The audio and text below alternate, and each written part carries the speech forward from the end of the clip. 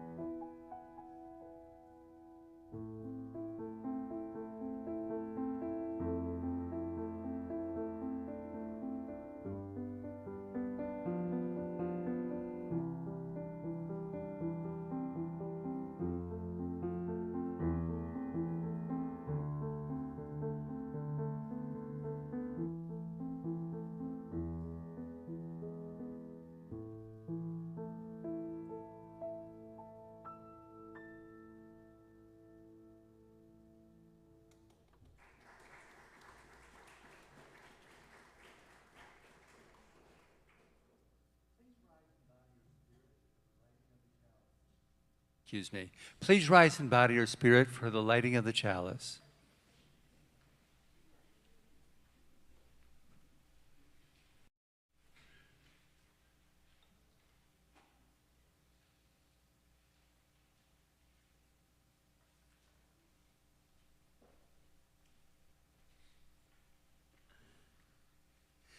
Come, you accidental pilgrims, you who find yourselves on a journey of surprise and wonder. Come, you who emerge into this place as an act of liberation. Come, you who seek a life of mindfulness and a place to test your thoughts. Come, you who bring hearts of all kinds, heavy hearts, rusty hearts, hearts broken open in revelation, hearts full of love to share. Come, you who seek courage, and you who have more courage than you realize. Come, you who stand behind the curtain, gathering up the resources to claim your truth. Come, you who have been in a bubble, you who are poised for transformation. We begin our story again, gathering courage, love, mindfulness, and a sense of purpose. We gather as people of all ages, of different abilities, different backgrounds, and different perspectives. We share a covenant, a direction for our shared journey, and a commitment to encourage and challenge one another to spiritual growth. This path will ask much of us. Let us move forward with love. Let us move forward with appreciation for one another. Let us move forward knowing we are not alone. Whoever you are, whatever your gifts, you are welcome to join this journey. In the spirit of inclusivity and welcome, please take the next few moments to greet those around you, especially those who you may not recognize, and come give some love. Folks online, please greet each other in the chat.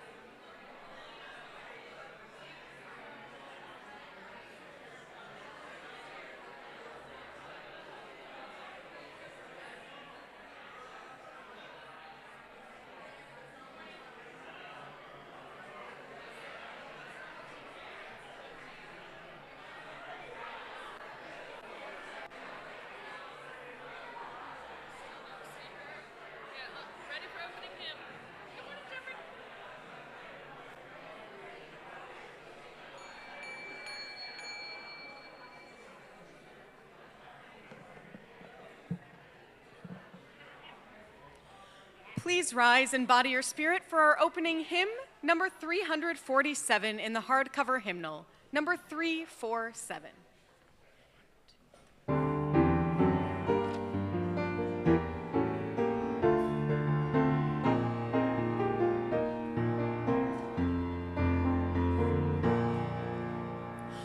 Gather the Spirit, harvest the power, our separate fires will kindle one flame. Witness the mystery of this hour, our trials in this light appear all the same. Gather in peace, gather in thanks, gather in sympathy now and then, gather in hope, compassion and strength, gather to celebrate once again. Gather the Spirit of heart and mind, seeds for the sowing are laid in store, nurtured in love and conscience refined, with body and spirit united once more. Gather in peace, gather in thanks, gather in sympathy now and then, gather in hope, compassion and strength, gather to celebrate once again. Gather the Spirit growing in all, drawn by the moon and fed by the sun, winter to spring and summer to fall, the chorus of life resounding as one. Gather in peace, gather in thanks, gather in sympathy now and then, gather in hope, compassion and strength, gather to celebrate once again.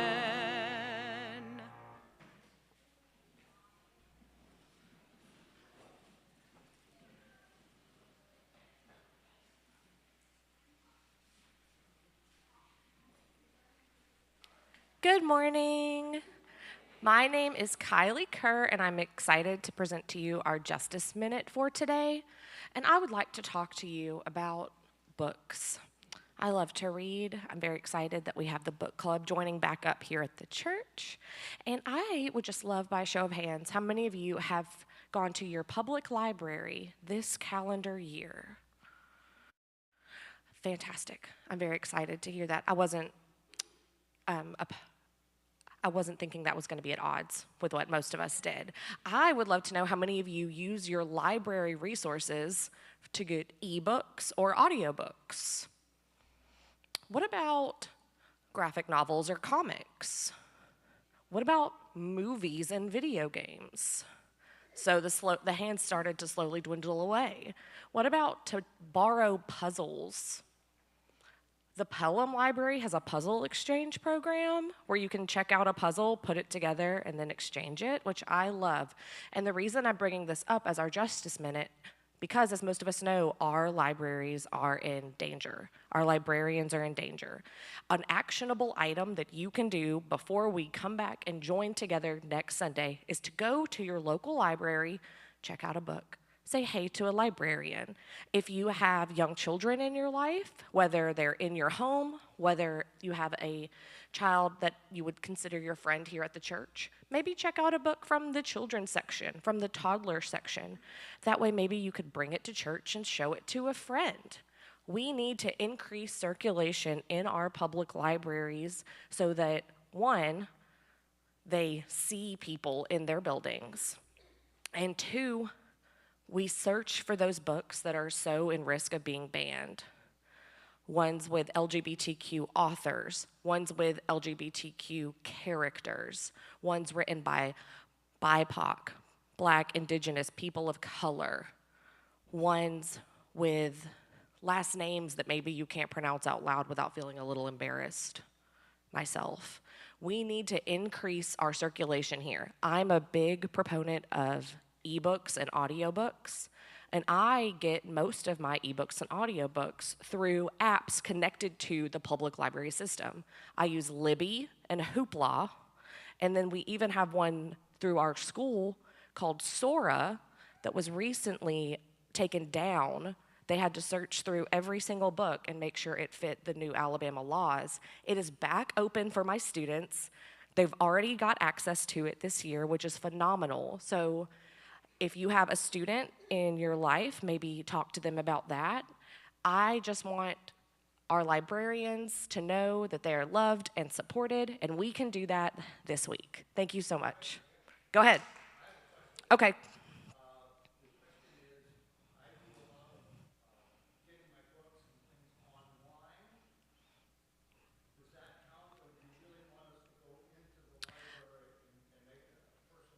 Are you using a resource through your public library, like Libby or Hoopla? Then you're good. I would just make sure that you're connected in with your local public library. Also, if you want to rise up against the corporation running our lives that is Amazon, Libro.fm is an alternative to Audible that donates a portion of the proceeds to local bookstores. So every time I need to buy an audiobook, a percentage of my proceeds goes towards thank you books. So that is another option that supports local, if not the public library. Thank you.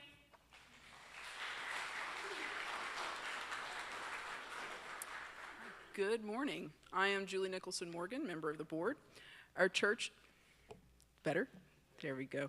Our church is supported by those who call our church home and by those who support the efforts of our church to change our world for the better. If this is your first time with us, please pass the plate.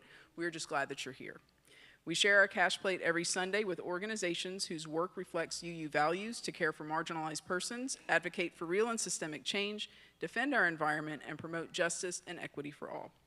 Today we are sharing our plate with our UUCB film project, Bending the Arc, which is ramping up its efforts ahead of the election to show the power of including more citizens in our democracy. Be watching for ways to view and share the film, and if you can, please donate toward the production and advertising of this amazing project birthed here at UUCB. We appreciate your support. We appreciate your donations either by placing them in the plate, by mailing your donation to the church, or by using PayPal, Venmo, or Zelle. More information is found in the order of service in the lower right corner. Thank you for your generous support of our church and our Share the Plate recipient. May we give in love and in hope.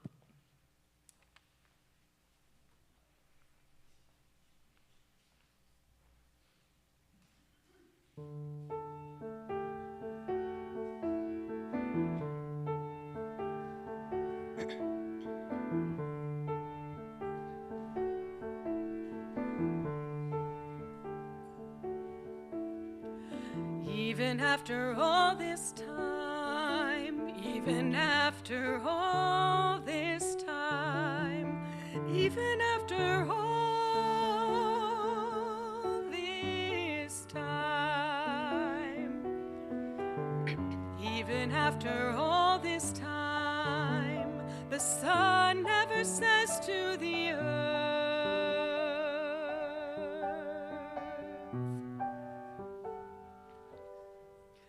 the sun never says to the earth, you owe me.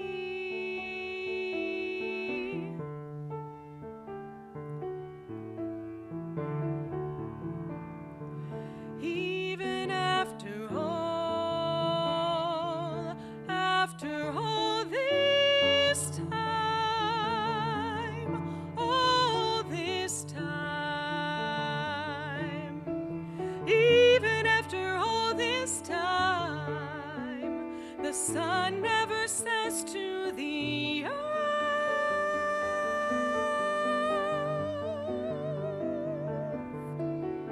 the sun never says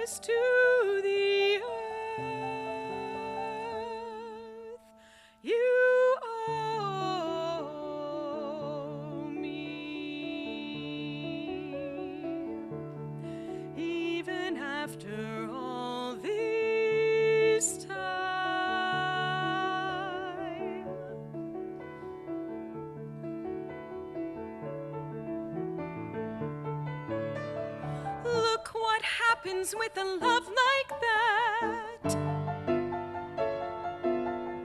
Look what happens with a love like that. Look what happens with a love like that.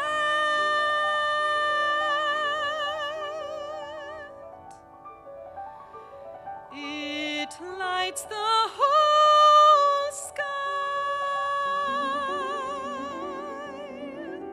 It lights the whole sky. It lights the whole sky.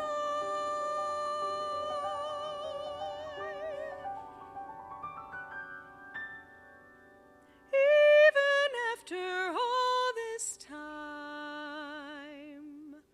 a love like that lights the whole sky.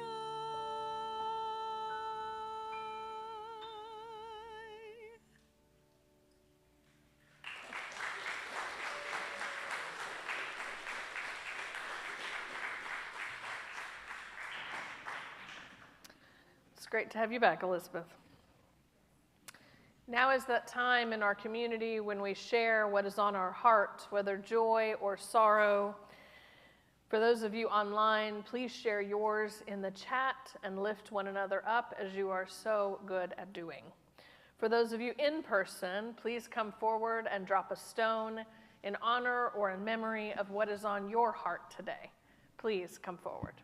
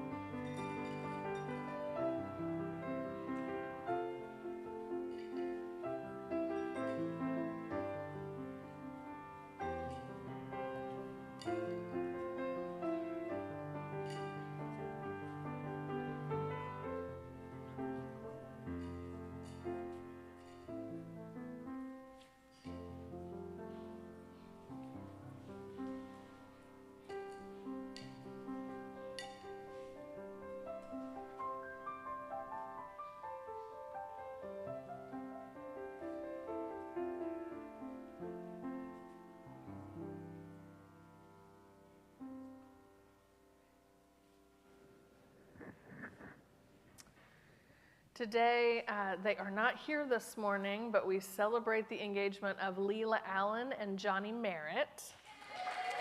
Yes. So next time you see them, please congratulate them, and of course, ask to look at the bling, you know, all the things. We also celebrate the installation of our new computer network, so I'm hoping that's going to be a more constant thing for our online community and our folks in Tuscaloosa, that hopefully all is going to go well. Today we also lift up Gerda Carmichael, who is home from the hospital and but does have a continued health journey ahead. And in Gerda's instructions, visitors are now welcome. So if you would like to go visit her, please do so. At her home. At her regular home. To clarify. Okay. Please join me in the spirit of prayer and meditation, followed by a moment of silence. Our meditation this morning was written by Reverend Richard Trudeau. Spirit of life, help us make this church a refuge from the world, a place where the rules are different. May this be a place, for example, where no experience is necessary, where people are encouraged to risk new things, where a university administrator can try her hand at plumbing, if she wants, or a plumber can help manage the finances, or a banker can teach 5-year-olds. May this be a place where people always feel that their efforts have been worthwhile and their energy well spent. And may this be a place where, as in Children's Baseball League, everyone gets to play. Oh, Spirit, help us make this church a refuge from the world, a place where the rules are different. May no one feel invisible here or feel worried about what others might be thinking of them. May no one be bored here. If a person isn't interested in what the minister has to say today, may they be excited by the music or by a conversation at coffee hour. May this be a place where people are touched, if not by something said, then perhaps by something sung, or by the light coming through the windows, or by the sense that there are people here who come to support one another. May this be a place where everyone feels safe, safe to follow their thoughts wherever they lead, safe to believe whatever they must, and safe to share whatever is on their minds and whatever is on their hearts. Oh, Spirit, help us make this church a refuge from the world, a place where the rules are different, a place where our wells can fill up again, where we can be refreshed and renewed, so that when we return to the world with our batteries recharged, we can help transform the world into a place where the rules are different. Let us take a moment of silence together.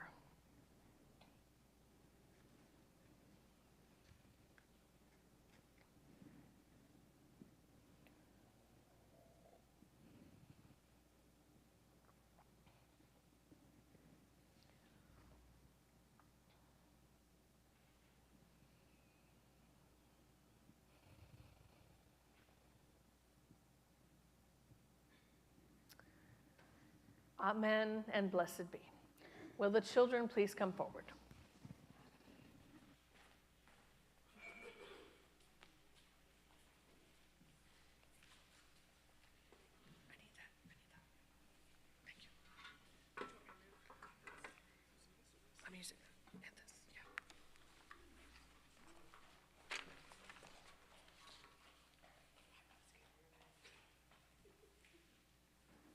Good morning, everyone. How many of you have done a Mad Libs? Yeah? I'm realizing that, let's do that again. I think the people who raised their hands are the people who are my age. So I'm thinking this is a generational thing of what Mad Libs are. So I wish I would have brought one. But a Mad Libs is a little booklet that you get when you're going on a really long car ride and your parents have said no more screen time. And so in the Mad Libs, there's a story, right? And the story has words missing. And all it says underneath the blank is a part of speech. Do y'all know the parts of speech? What are different parts of speech?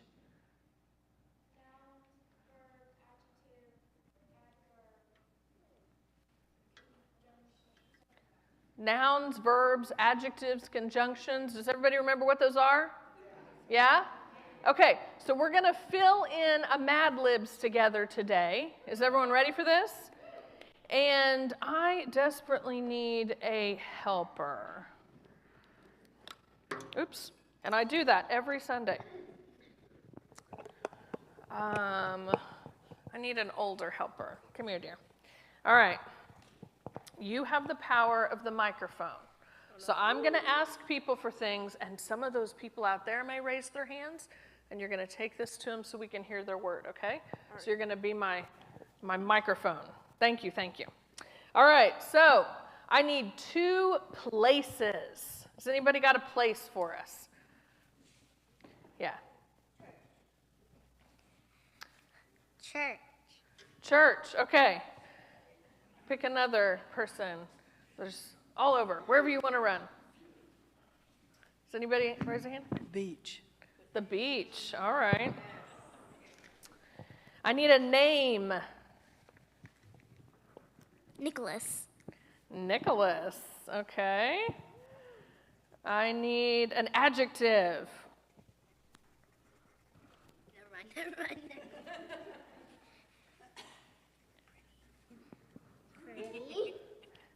Pick somebody else. Yeah, pick Stark. Yeah. Crazy. Crazy. I forgot to mention to the folks online, there is someone in the chat helping you do this too, because I want an online version. So as we call out these things, put them in the chat, and Bill is going to fill it out for you. Okay, I need another adjective. Go get an adult. Adult, yeah.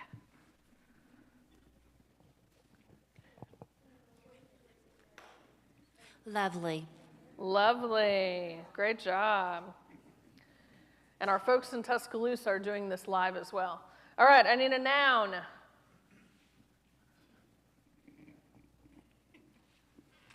Book. Book. Kylie is on theme today. I need another noun.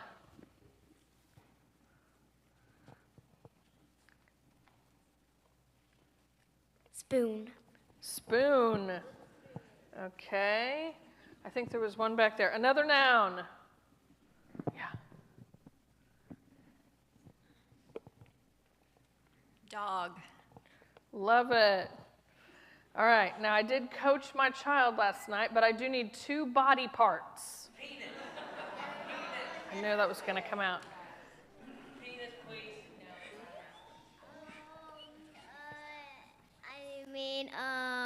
We talked about this. Skull. Skull. Thank you, Ezio. Okay, we need another body part. Juju. Head. All right. We need a place. Come on, we need some more adults. We need a place. There's one place right over there. Yeah. Garden. What'd you say? Garden. Garden. Ooh, beautiful. All right, verb. Got a verb? Anybody got a verb? An action word. Gang Gang's coming. Magical spill. That's not a verb. Good try, though. Jogging. Jog, yes. Adjective? Adjective? What's an adjective? What is it? A describing word. Get Jade. Give me. Pretty. What? Pretty. Pretty, okay. And feeling, I need a feeling. We've all seen Inside Out 2. Give me a feeling, Ezio. The feeling is anxious. Anxious, all right. And we need a name. A name. Ebenezer Scrooge. All right. Thank you. You did an amazing job. All right. So, here is the Mad Libs reading. Are we ready? All right. And Bill, whenever you're ready, I'll take that other one. Okay. All right, here's the Mad Lib. This is the reading for this morning. Are you ready? You helped create this. Go out into the church and beach. Give Nicholas something of your crazy vision. You may possess a lovely book, but uncover it. Let it shine. Use it in order to bring more spoons and dogs to the skull and head of others. Give them not gardens, but hope and courage. Do not jog them deeper into their pretty anxiousness, but preach the kindness and everlasting love of Ebenezer Scrooge.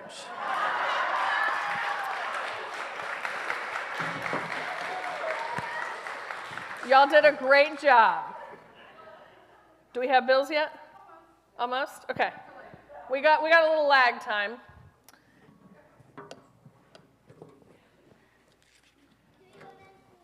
Just a second. Just a second. You got another one?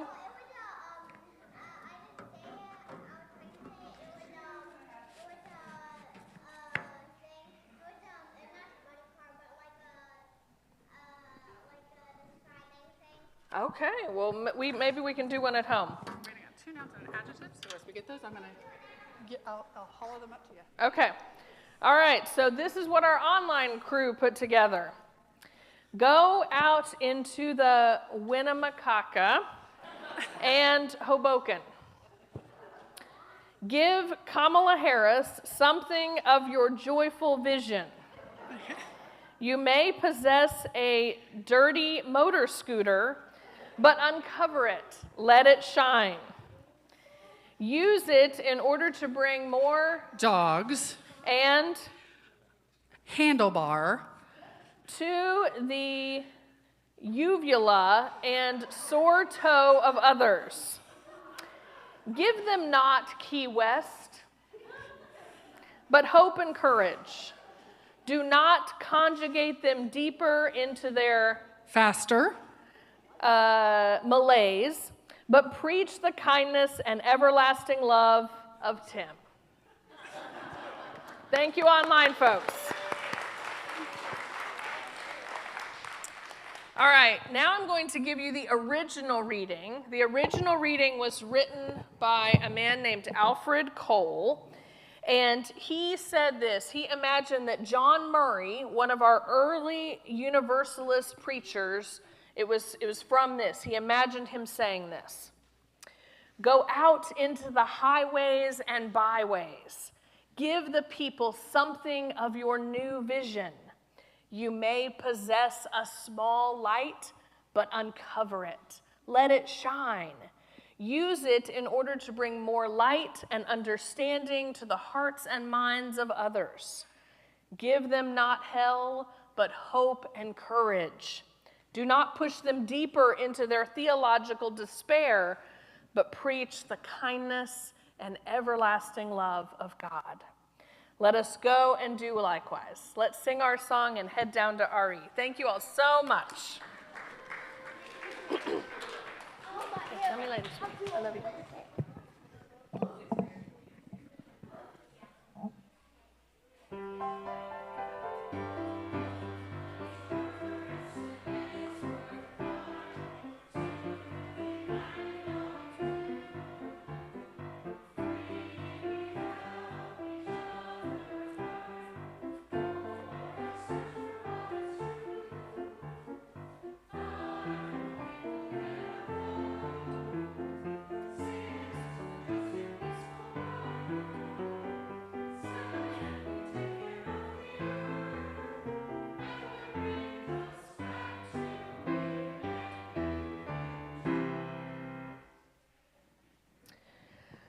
So last week, I preached about how important it was in this tense and anxiety-ridden election season for us to create a sanctuary in this space during this time to feed our souls, nourish our relationships, and ground ourselves for the day ahead. And today's sermon takes that very seriously And you are going to have the opportunity to share in the creation of this sermon as well. You did such a great job with the Time for All Ages. Now we're going to do the sermon.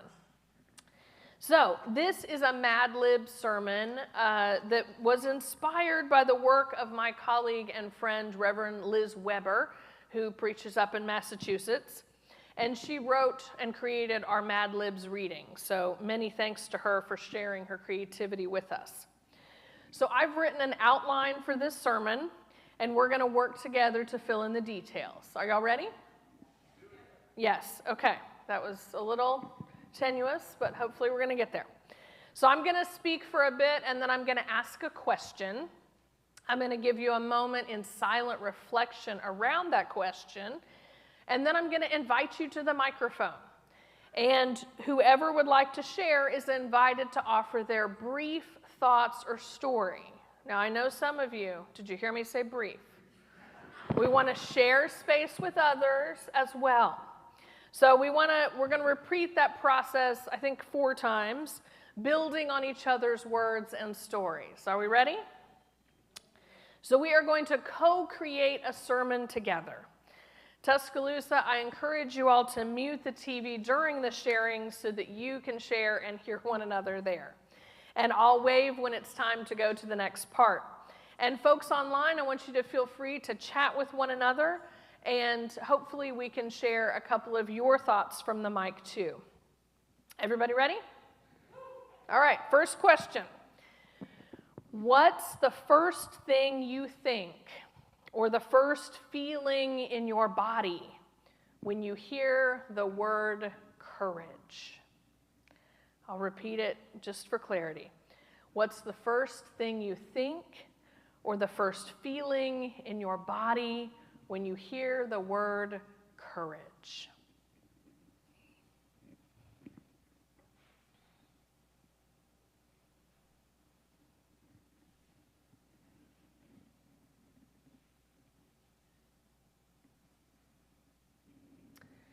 If you want to share, please make your way to the microphone and be sure to really get close to it and introduce yourself before you speak. Please come forward.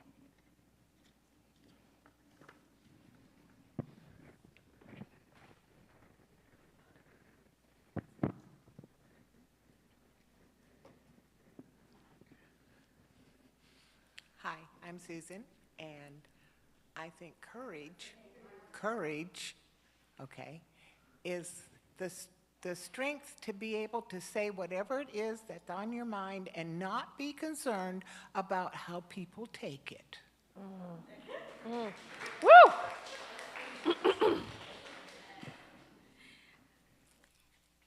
Hi, y'all. I'm Lisa. Good morning and everything. So, I had the awesomeness of meeting some people that I have major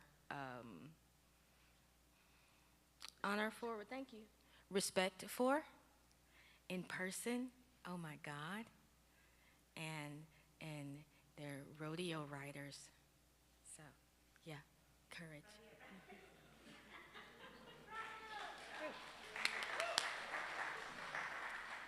Hi everyone, I'm Brady. My first thought on it was the lion from Wizard of Oz. And the really important thing with the lion from the Wizard of Oz is that he's given a medal to reflect the honor he already had. Courage is not something that you gain from someone else, something you bring with you.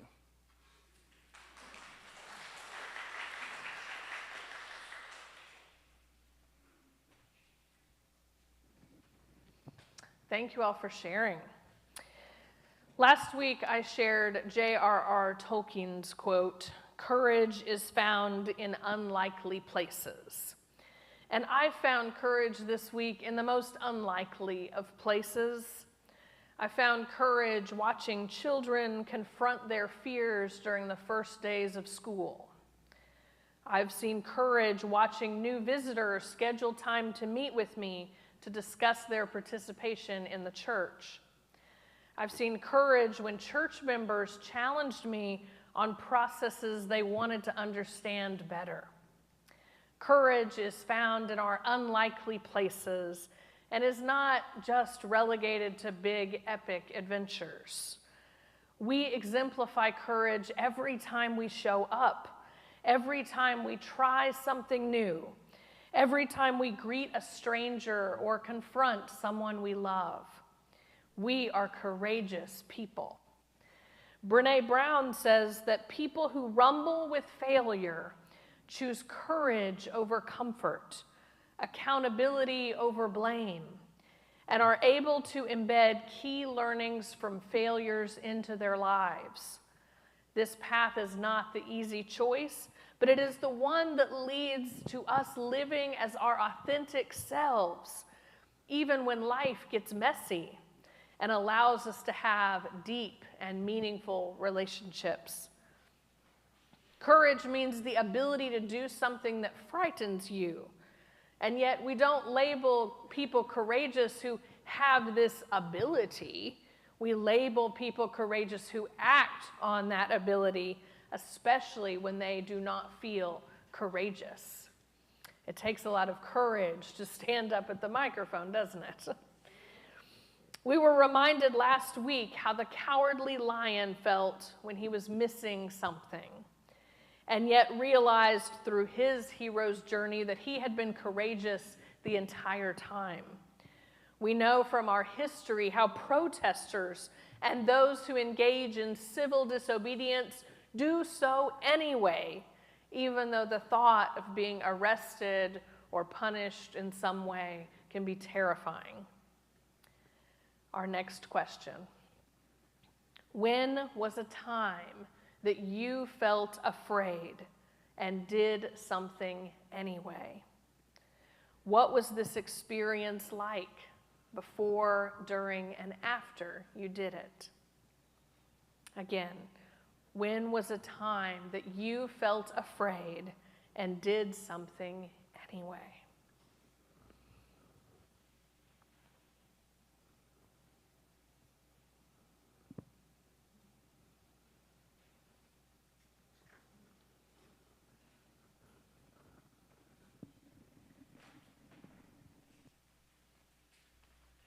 Hello, excuse me. Hello, my name is Jeff.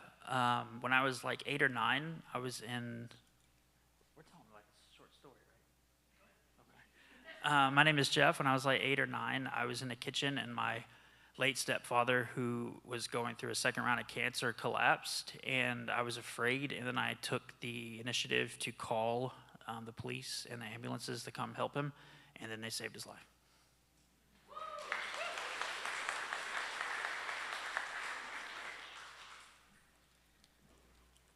Hi, everybody. I'm Sam. I came out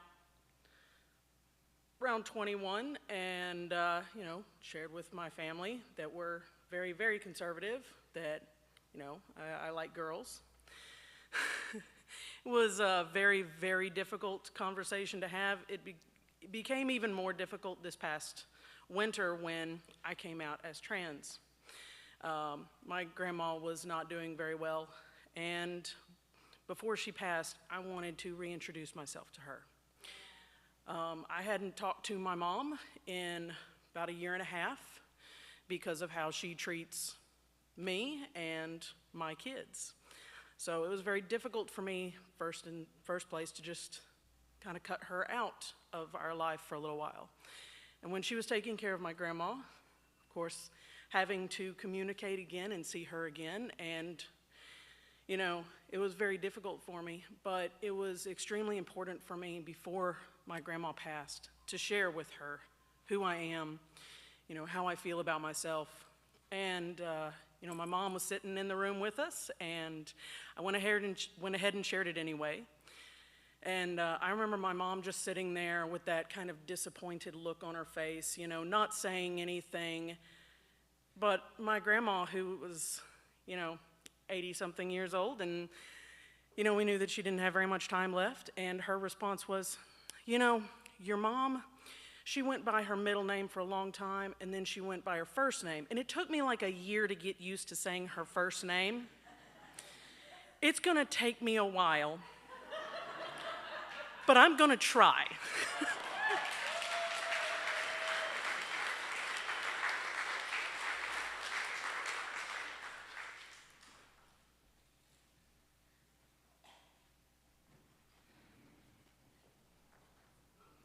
Isn't this so much better when y'all participate? As Reverend Liz Weber writes, the word courage comes from the Latin cor, meaning heart. Courage originally meant something that fully inhabits our core, the heart of who we are. Psychotherapist Donna Markova wrote this: when you have the courage to shape your life from the essence of who you are, you ignite, becoming truly alive. This requires letting go of everything that is inauthentic. Poet Mark Nepo reflects this: this is a striking concept. Living from the center is what enables us to face whatever life has to offer. To live courageously is to find our way to our core and then sustain the practice of living from our core to live out of our courage. What is core to you? This is our next question, sorry. What is core to you? What are the most important parts of who you are? When was a time you were able to act courageously because you were connected to your core? Take a moment to reflect.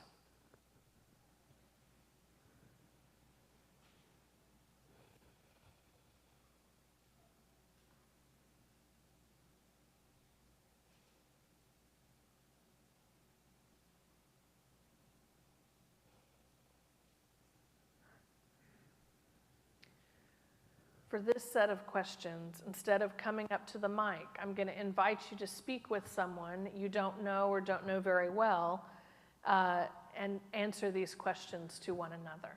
Take a moment and discuss.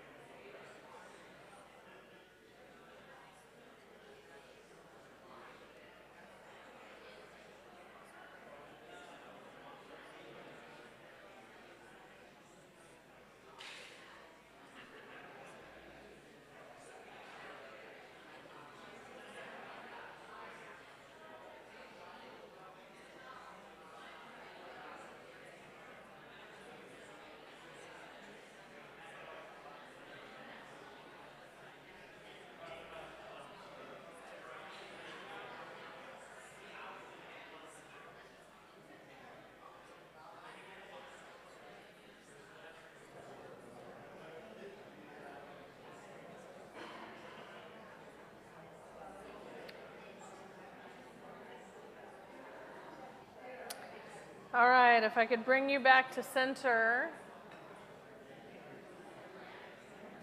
finish your story. I forgot I was supposed to wave to Tuscaloosa.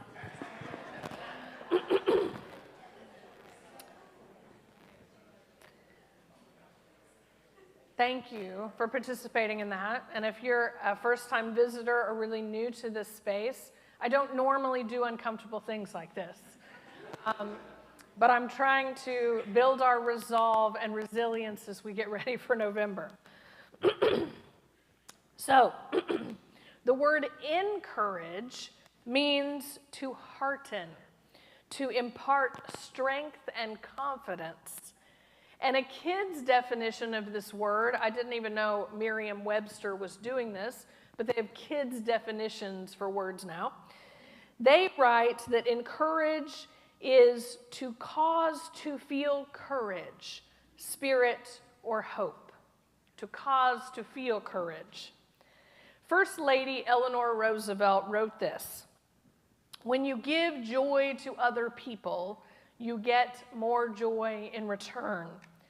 You should give a good thought to the happiness that you can give out."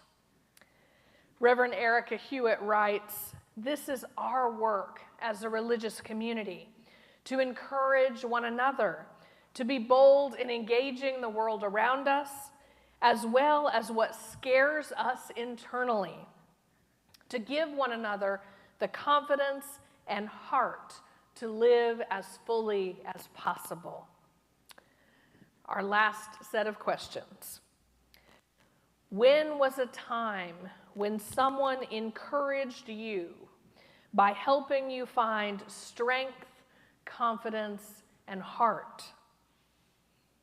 And what can you do this week to encourage someone else? Again, when was a time when someone encouraged you by helping you find strength, confidence, and heart? And what can you do this week to encourage someone else?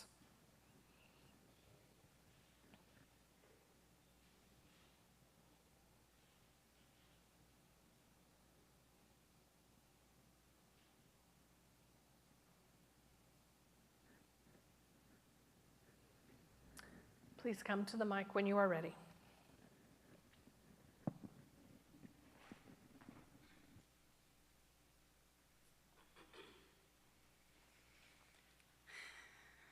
Hey everyone, my name is Scarlett Sanders, and something a lot of you might not know is that I had a very troubled upbringing when I was young, and I actually was homeless the last year of high school. So my family was not very supportive, not very understanding. I understand that now that they did their best, but I didn't have family that looked out for me. I didn't have family that cared that I survived. So in that last year, amazingly, I had total strangers that managed to look out for me. I had people that I worked with, people that I had, my teachers in school. I had friends, moms, just these handful of people that were courageous enough. Some were total strangers that I didn't know or I barely knew, that were courageous enough to give me a temporary bed or a temporary couch to stay on. Some people cooked me meals and invited me over. One lady was just a cashier, a widow. She didn't have really a lot of family, and she just invited me over a few times to just share a dinner with her. And I was just a teenager, making it out on the world by my own, trying to finish high school and work a 32-hour job, living out of my van. It was a really difficult time in my life. And if it wasn't for the kindness of these strangers or my chemistry teacher who gave me, ibuprofen because I didn't have a way of getting it myself, I didn't have the money, and she could have lost her job to do so. or the fact that they gave me advice on how to seek medical attention when I didn't have insurance. And some people would give me food that I had no way of getting, or were willing to help me keep my cat because I also had a cat that I had to take care of, that I loved dearly. Like, they showed kindness and bravery to somebody they barely knew or they didn't know at all. That kindness and that bravery to a total stranger is what kept me going, is what gave me hope that there was something better in this life. And I didn't turn to the more negative side effects that some of the homeless kids and teenagers in this world do, because they're all alone and they don't have people to support them. And I think that that is why when I see a young girl walking with a backpack, and no matter if it's she's trying to get gas to her car, or that she's just trying to get to work because her car broke down, or she doesn't have a car, I will pull over on the side of the road and tell her to get in. And some of the people I would just talk to, and they would give me random advice for life.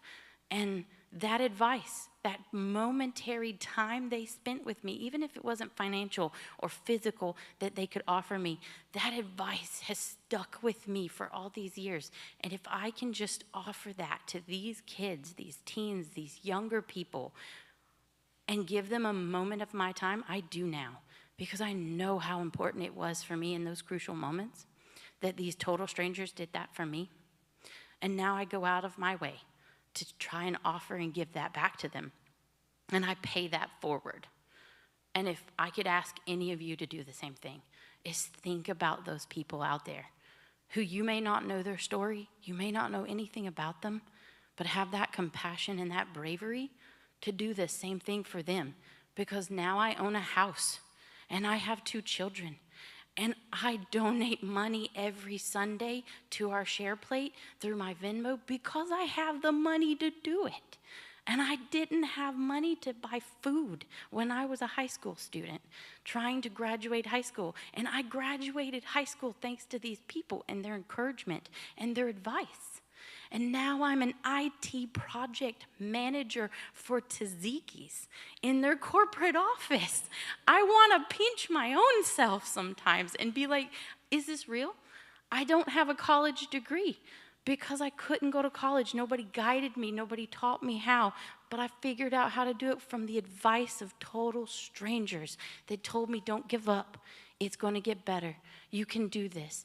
This is how. Just 10 minutes, 5 minutes of spending time with total strangers that you don't know their story. No one judged me. Nobody saw the kid in tattered clothes, the kid that was losing too much weight and said, you're just a waste of space. You just need to move on. We need to not spend time on you. They took that time. And I ask you all, just be brave and pay it forward, because I'm that shining example. And now I'm here to help and bring people to this church because you guys show that continued support and hope and that lack of judgment. And that's what I love about this place.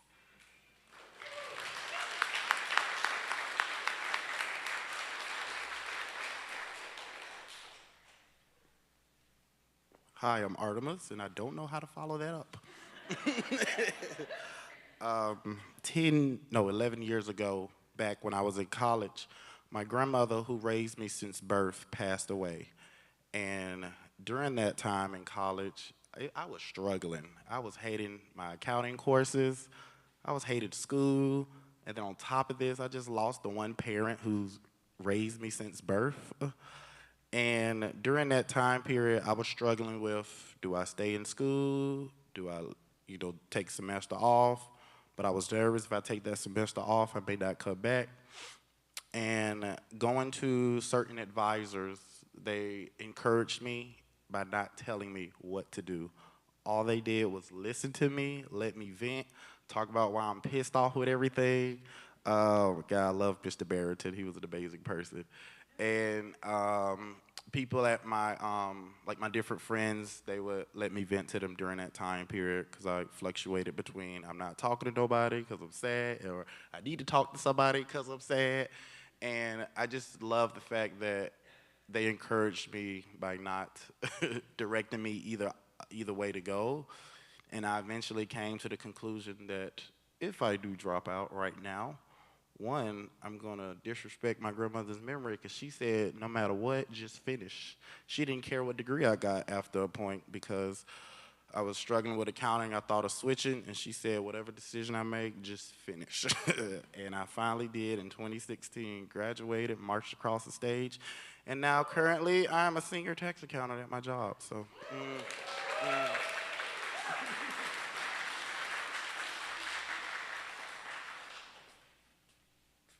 Hi, I'm Jennifer. When I was 8 years old, I caught on fire. I had third-degree burns on my legs. I still have the scars, but I was in the hospital for 3 weeks, and I remember the nurses, they said they didn't know if I would walk again, and one nurse had pulled my dad to the side, and she said, you need to get your daughter out of here because there's a lot of infections in a hospital. She's been here 3 weeks, she's well enough where you can take care of her at home. So my parents took me home, and my dad was like, don't listen to what they said, you'll walk again, you're gonna be fine. And I was like, okay. And he built a pull-up bar. He's a carpenter, and he built a wooden pull-up bar in our hallway that was at a kid's height, and it had different levels. And every day he would help me over to it and put my arms on it and help me stretch my legs back out. And that was in February. And then in that, I don't know if it was that fall or the following spring, but I remember I sent a picture of myself on my soccer team, our team photo of me playing soccer again. I sent it as a postcard back to the burn ward and was like, hey, look, I'm walking again. So that was a time that my dad encouraged me, and he always encouraged me and just gave me the confidence that even if someone else says something, you don't necessarily have to believe that because you can make your own way.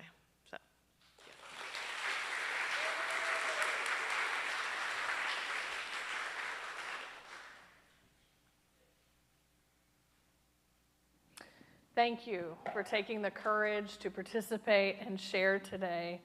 When I originally wrote this out, I had no idea what was going to come out of y'all, but I knew it was going to be amazing. So thank you for sharing and for being a part of this. I hope that your heart is lifted today, that your connection to one another is strengthened just a little bit as you heard from one another.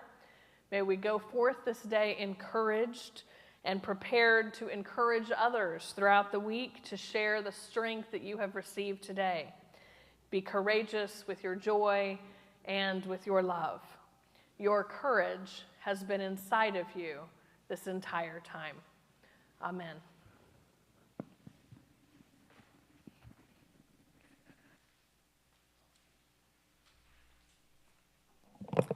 Please rise and bow to your spirit for our hymn number 1057 in the Teal Songbook. And if you would like to join our church this morning, please come forward during the hymn and sign the book. Thank you.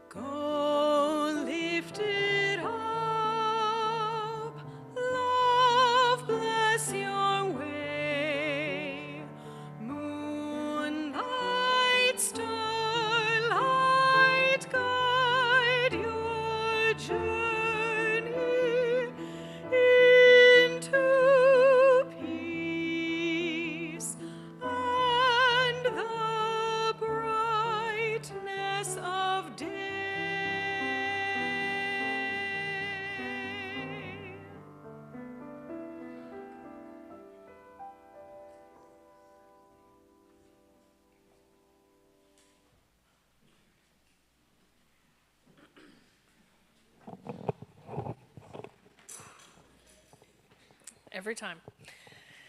I am delighted to welcome a new member here among us this morning, and also we are going to wish her well as she moves away. So this is a very difficult hello and goodbye, and if you are friends with Lisbeth, if you would come forward, please, and surround her. But I'm going to let her tell you why she wanted to join today and where she's going. If I can talk.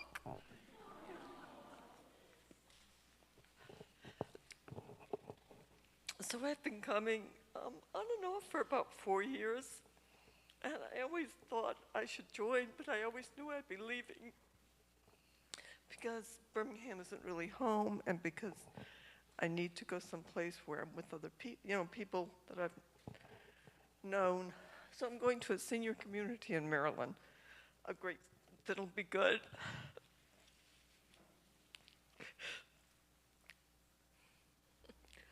So when I told, it'll be good. It will be. You can always come back. Yeah, I'll come back. Okay.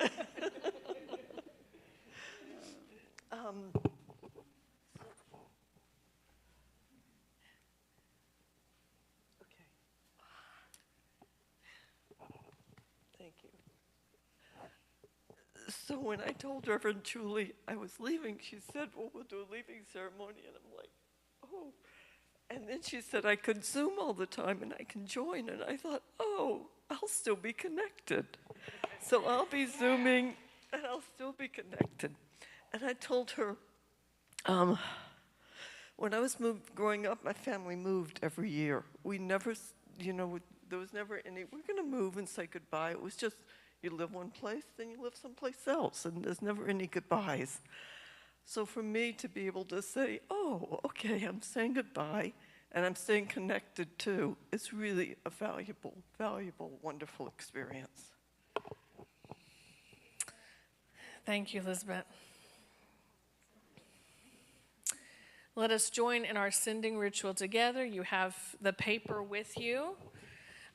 As Lisbeth shared, she's going to participate watching our YouTube, and it's going to be wonderful. And as we learned after the pandemic, this is a ritual that we started doing after the pandemic because folks needed to move away, needed to move near family or whatever, and we as a community need to be able to say goodbye and to love on folks as they go.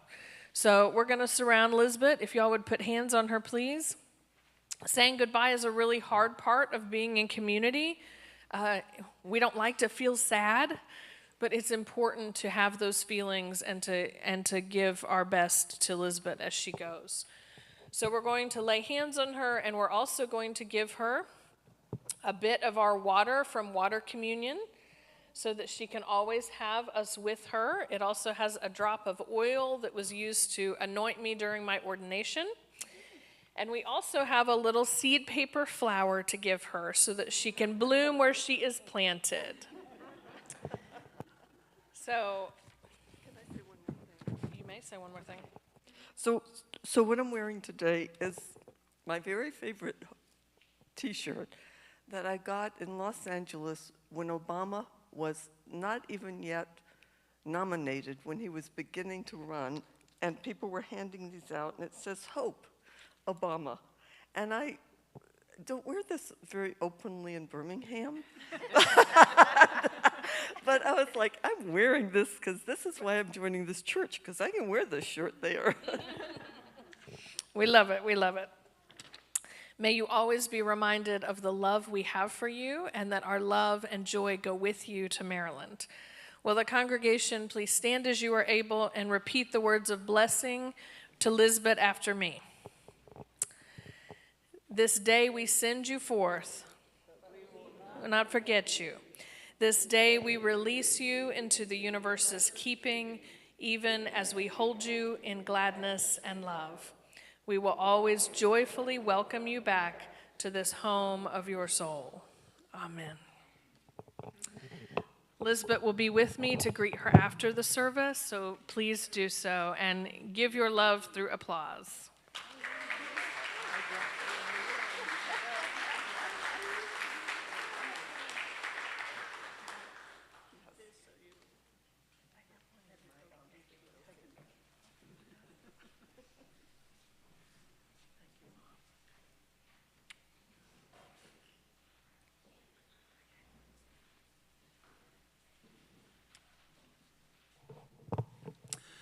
Please check out your order.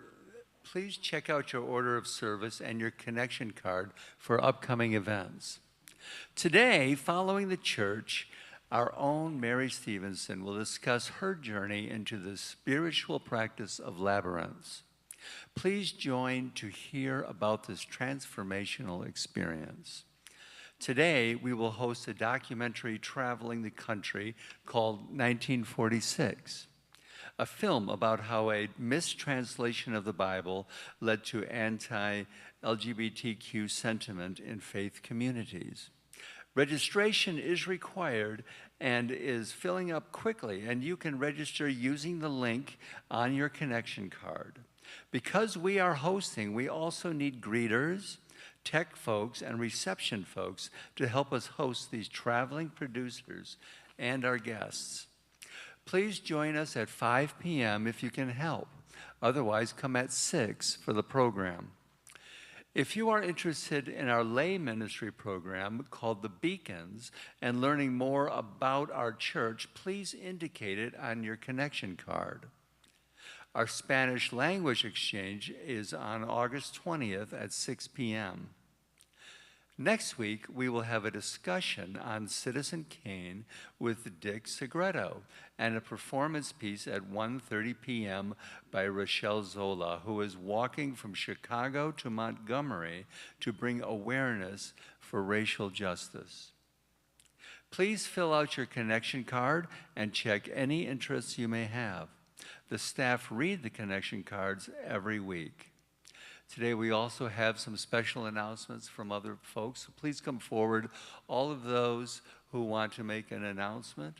I also want to say, since I'll make the first one, the Environmental Justice Task Force is meeting after church today.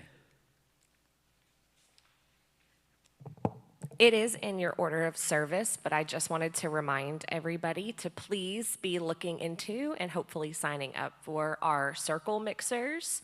We're starting those back up. It's 4 dinners, one in October, November, and then January and February. If you participated in our pilot round earlier in the year, you are welcome to sign up again.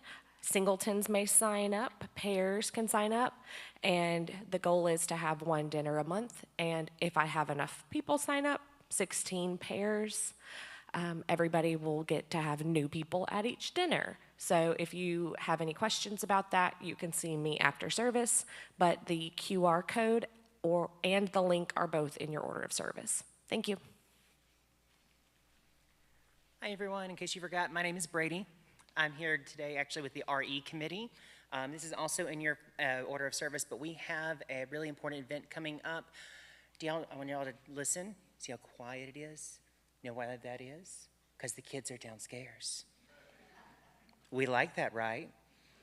Okay, so downstairs it's getting a little dusty. We need some dusting, need some sweeps, some mops, all that kind of stuff. That is going on Saturday, August the 24th, 9 a.m. Plan on getting all of that done. The more people we have, the less work it is.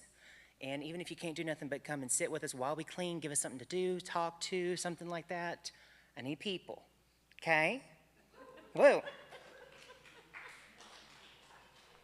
Hi, everyone. I'm Elizabeth Fisher. As some of you may know, I direct the choir here, and I'm excited to let you know that we are starting our rehearsals back up this week.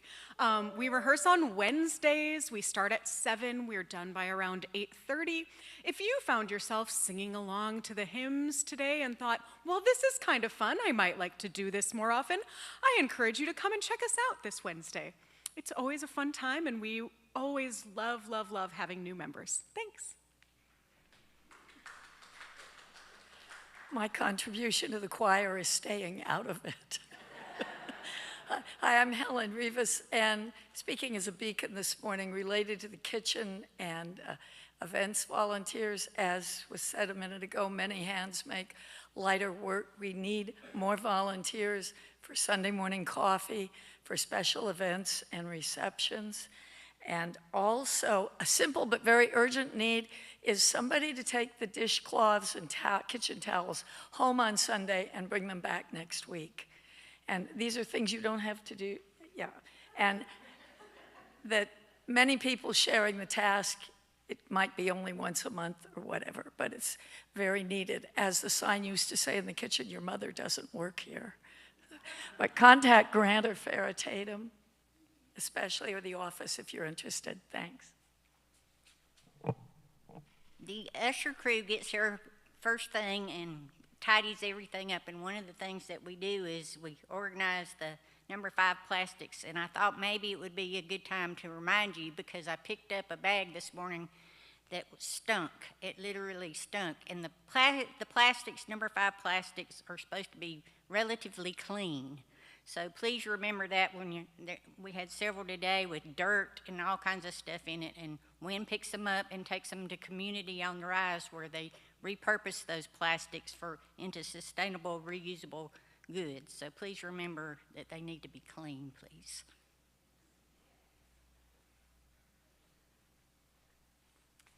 I have an announcement in the spirit of cleanliness.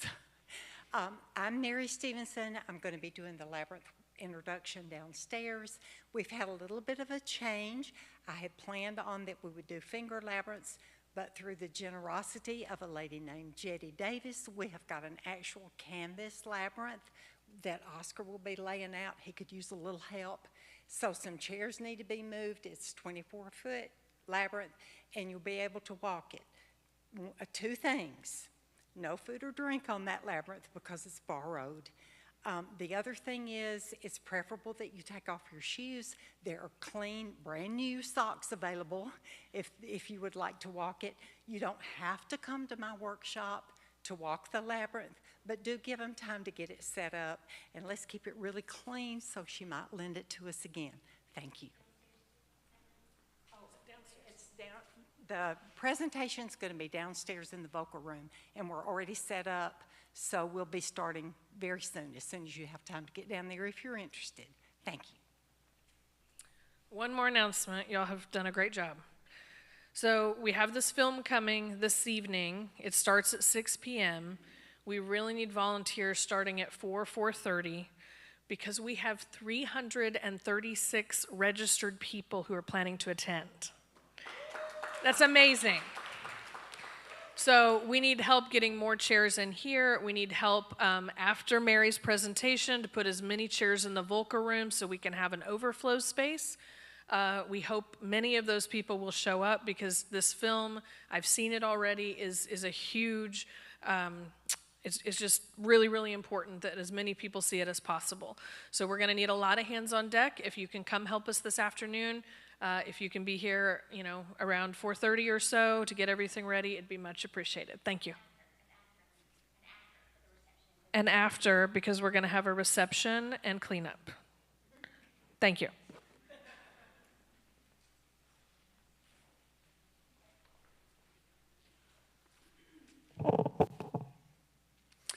In honor of the legacy of our ancestors, let us carry the flame forward as we extinguish the chalice with these closing words.